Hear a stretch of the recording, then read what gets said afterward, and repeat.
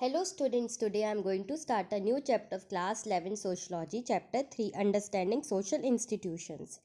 तो जब हम लास्ट पार्ट में बात कर रहे थे कि what are the understanding sources, तो हमने बहुत देखा कि लास्ट डिकेड से बहुत ज़्यादा शिफ्ट हुई है फ्लेक्सिबल प्रोडक्शन से डिसेंट्रलाइजेशन प्रोडक्शन ऑफ वर्क। तो ये हमने देखा कि कैसे बड़े स्तर से लेके छोटे स्तर तक काम होने लगा, देशों के बीच आपसी व्यापार में वृद्धि हुई है। और हम देख सकते नई नई मशीन्स आ गई हैं जिसने काम बहुत आसान कर दिया है, कंपटीशन बढ़ गया है ग्लोबलाइजेशन का। Globalisation means integrating our economy with the world economy. तो हमने देखा बहुत सारी कंट्रीज फर्म्स ये सारी बड़ी हैं, उद्योगों में बहुत बड़ा निर्माण आया है, नई नई श्रृंखला आई हुई हैं, एक निर्मित हुआ है। तो स्वतंत्रता पर भी एक तरीके की सीमित आई है, डिज़ाइनर्स आ गए हैं, अपने नई नई सैकड़ों डिज़ाइंस आ गई हैं, वर्क की इम्प्लीकेशन ऑफ वर्क चेंज हो गया है, मार्केट कंडीशंस चेंज हो चुकी हैं।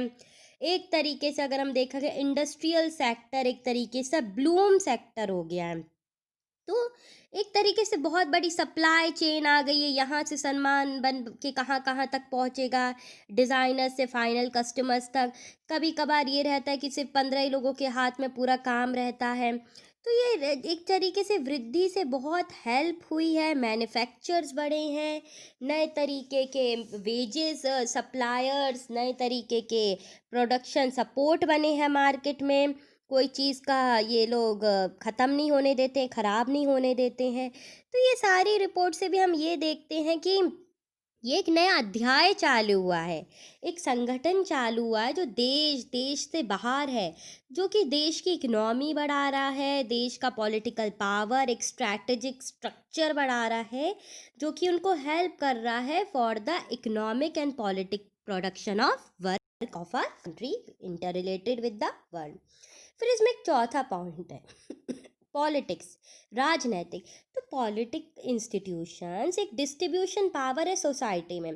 कैसे राजनीतिक संस्थाओं को सरकार में समाज में शक्ति बांटना, सामाजिक संस्थाओं को समझाने के लिए एक महत्वपूर्ण कार्य है।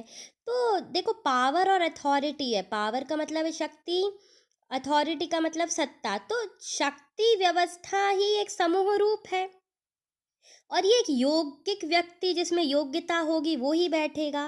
तो ये भी है कि जिसके पास शक्ति होती है उसी के पास देखो अथॉरिटी होती है, क्योंकि दूसरे के पास शक्ति नहीं होगी तो उसकी कोई सुनेगा ही नहीं। तो किसी भी समाज में अगर हम देखें कि निश्चित मात्रा में शक्ति होती है और यदि कुछ लोगों के पास ये है तो दूसरे के पास नहीं होगी। दूसरे शब्दों में अगर बोला जाए तो एक व्यक्ति या समूह के पास शक्ति की प्राथमिकता होती है, बल्कि दूसरे के पास नहीं। तो शक्ति का अभिधारणा भी है, एक भौतिक रूप भी है कि power is fixed, it is with the fixed amount of people in the society and others are not given such kind of powers. तो the notion of power ये भी बहुत important है। जैसे अगर हम घर की बात करें तो परिवारों में बड़ों के द्वारा बच्चों को घरेलू जिम्मेदारियों में लगाने से लेके अगर स्कूल भी डिसाइड करना है आपका या क्या खाने में बनेगा और जॉब पे जाएगा कि नहीं जाएगा, तो ये भी डोमेस्टिक ड्यूटीज़ परिवार डिसाइड करता है। चाहे प्रिंसिपल हो इसका डिसीजन लेने का स्कूल में, या एक जनरल मैनेजर हो जो फैक्ट्री में डिसाइड करता है डिस्ट्रीब्यूशन वर्क एग्जीक्यूटिव से, वैसे ही एक पॉलिटिकल या राजनीतिक दल भी एक समुदाय का हिस्सा है और वो ही डिसाइड करता है क्या पार्टी के प्रिंसिपल्स होंगे, क्या उनको मेंटेन करना है और राजनीतिक क्रियाएं क्या होंगी। तो देखो अपने उद्देश्य के लिए हमें ये देखना है कि शक्ति क्यों ज़रूरी है। Power and authority is important for life. तो political activity is only having power, power apply to achieve its aim. अपनी शक्ति को कैसे लागू करें या क्यों कुछ लोग दूसरों के आदेशों का पालन करते हैं। तो इस प्रश्न पे हमें ये पता चलता है अथॉरिटी, सत्ता ही एक ऐसा संदर्भ है जिसको हर कोई पाने की कोशिश करता है। अथॉरिटी एक पावर है, एक लेगमिटेड फॉर्म है, शक्ति के रूप सत्ता है, जिसको एक बहुत बौद्धिकरण मिला है, विशेषता मिली, क्योंकि लोग उसकी शक्ति को स्वीकार करते हैं, जिसके पास सत्ता होती है, क्योंकि वह नियंत्रण को उचित और न्यायपूर्ण मानते हैं। तो अक्सर कुछ विचारधाराएं ऐसी होती हैं जो कि प्रक्रियाओं के बेसिस पे है। तो we can consider control to be fair and justifies not with the legitimation but with the power of the government. अगर हम माने स्टेटलेस सोसाइटी या राजवहित सोसाइटी, तो देखो एम्पेरिकल स्टडीज़ ने बताया एंथ्रोपोलॉजिस्ट को, हमारे सोशलॉजिस्ट को 60 इयर्स पहले, कि देखो 60 इयर्स हो गए हैं, ऑर्डर मेंटेन रहा, मॉडर्न गवर्नमेंट एपरेटर्स आते गए, अध्ययन होता रहा, तो सरकारी तंत्र, the balanced opposition between past cross cutting alliances, तो देखो सरकारी व्यवस्था बनती रही, चाहे वो नातेदारी हो, विवाह हो, आवास हो, या हम कह सकते धार्मिक प्रतिक्रियाएं हो, समूह हो, तो संतुलन हमेशा बढ़ता रहा। जैसे कि हम सब जानते कि आधुनिक राज्य में एक निश्चित संचारना बहुत ज़रूरी है, समाज के लिए उसकी बहुत विशेषता तैयार करती है। तो मॉडर्न स्टेट एक फिक्स्ड स्ट्रक्चर लेके आई है, एक फॉर्मल प्रोसीजर लेके आई है, जो कि सोसाइटी को बढ़ाने में एक बहुत important concept and role play करता है। तो अब हम आगे देखेंगे कि क्या है ये कॉन्सेप्ट, स्टेट वाइज कैसे ये कॉन्सेप्ट मेंटेन रहता है। तो इस तो state exist where there is political apparatus of government, like parliament of congress, civil services offering to the territory।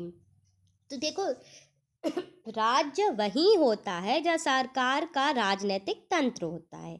तो ये एक निश्चित शासन है, सरकार की सत्ता, वैध अवस्था, और जो लोग उसकी नीतियों को लागू करने के लिए एक तरीके से सशक्तिकरण हो।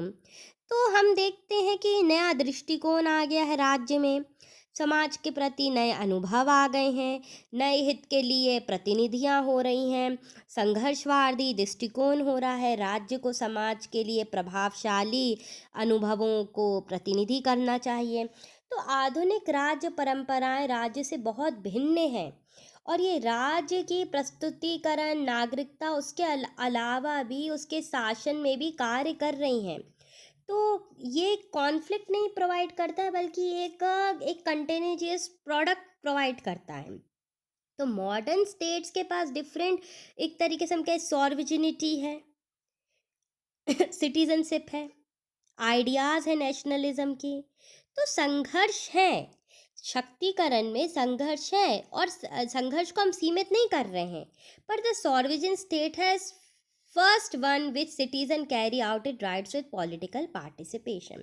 तो नागरिकता के अधिकारों में नागरिक, राजनैतिक और सामाजिक अधिकार शामिल होना बहुत ज़रूरी है।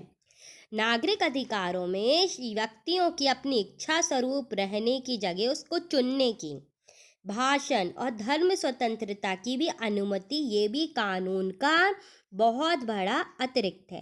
तो हमने हमेशा देखा स्ट्रगल होता है पावर ऑफ मोनार्स के बारे में, कि ये एक की संपत्ति है तो ये दूसरे को नहीं मिलेगी।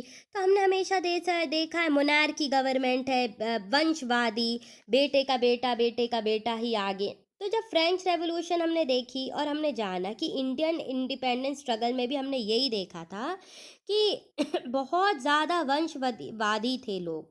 तो फ्रेंच रेवोल्यूशन में भी हमने ये देखा, जब लुई 16 का लास्ट रूल चलता है, कि फाइनली पीपल सेड कि we don't want a monarchy government, we can form our own government, those who can work according to our instructions, our new thinking and our individuality. तो ये भी एक नई सोच थी यहाँ पर। सिटीजनशिप राइट्स, चाहे वो सिविल हो, पॉलिटिकल हो, social rights, these were given freedom to an individual. तो अब जब सिटीज़न राइट, राजनीतिक राइट दे दी गई, तो ये भी माना गया कि इंडिविजुअल्स जैसा रहना चाहते हैं, जैसा पहनना चाहते हैं, उनके पास freedom of speech, freedom of religion, right to own property, अपनी ज़मीन का हक, अपनी इक्वालिटी का हक होना चाहिए। तो ये पार्टिसिपेशन हुआ कि लोगों के हित के लिए भी काम हो, और most of the countries government ने ये प्रिंसिपल यूनिवर्सल फ्रेंचाइजी के नाम से आगे बढ़ाया। तो जब हम अर्ली अर्ली ईयर्स देखते हैं, नॉट ओनली वुमेन पर बहुत सारे मेल पॉपुलेशन की भी प्रॉपर्टीज़ क्राइटेरिया देखते हैं, तो वो भी बहुत एम्पल अमाउंट है। तो अब औरतों को देखो, फ्रेंच रेवोल्यूशन के बाद हमने देखा कि ज़्यादा वेट नहीं करना पड़ा राइट टू वोट पाने के लिए। फीमेल अपना राइट टू वोट दे सकती थी, सिटीजन्स की राइट मिली उन्हें, पढ़ना चाहती थी पढ़ने मिला, स्टैंडर्ड ऑफ लिविंग बढ़ा, लोगों का इकोनॉमिक वेलफेयर बढ़ा, सिक्योरिटी बढ़ा, लोगों के पास हेल्थ बेनिफिट्स आए, बेरोजगारी में भी उनको अलाउंसेस मिलने लगे, मिनिमम वेज ऑफ वर्क मिलने लगा। तो ब्रॉडन हुआ पूरा तरीका just with the help of new thinking agitation, new ideology. और जब हम सेकेंड वर्ल्ड वार में भी देखते हैं, और जब हम और आगे बढ़ते हैं कंट्रीज़ के एग्जिस्टेंस पे, तो आज भी हम देखते हैं सोशल राइट्स एक लाइबिलिटी नहीं है, बट ये एक ह्यूमन वांट है फॉर द इकोनॉमिक डेवलपमेंट और एक growth of a particular society.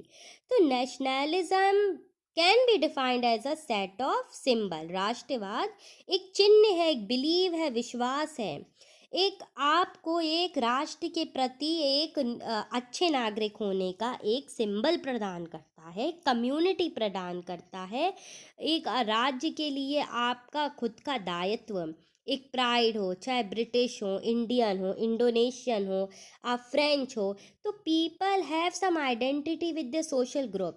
तो चाहे हम एक परिवार के हो, एक रिलीजन के हो, तो हम भी कहते हैं हम इस घर की संतान हैं। तो नेशनलिस्ट फीलिंग इमर्ज होती है, इसको हमें कॉन्फ्लिक्ट, अगर हम देखें, study of power, study of government is distribution of power between parties, between caste, between citizens. और हमने आगे इसी को ही देखा है कि how race, region, caste focuses in what they specifically political association, क्या उनके धर्म संस्थानों के लिए ज़रूरत है। तो अगर आप स्टेट लेजिस्लेटिव देखो, टाउन काउंसिल देखो, पॉलिटिकल पार्टीज देखो, स्कूल, बैंक, रिलीजन इंस्टीट्यूशंस देखो, तो ये प्राइमरी पॉलिटिकल नहीं है, इनका स्कोप विडन अप हुआ है।